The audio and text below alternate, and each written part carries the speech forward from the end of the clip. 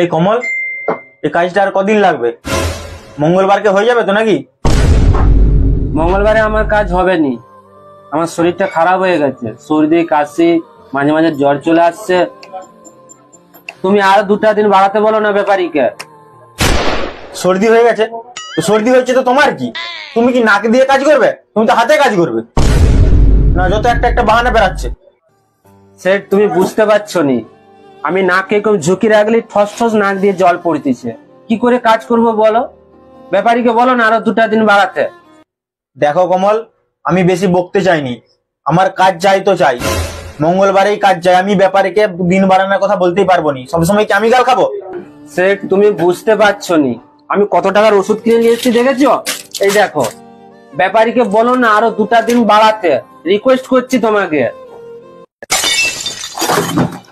এই দেখো কমল, আমি হচ্ছে ঘাটালের সেট, আমার এক কথা 100 কথার সমান। ব্যাপারীকে যখন আমি কথা দিয়ে দিয়েছি মঙ্গলবারে কাজ জমা হবে, তো মঙ্গলবারই কাজ জমা হবে, তাতে তুমি মরে গেলেও চলবে। একদম পারেন সেট, তোমার কাজের জন্য আমি এখানে মরতে যাবো? তুমি আমার আজকে খাতা হিসাব করো, তোমার তখন আমি কাজ করতে চাইনি। হিসাব করো কাজটা আমার। কি করে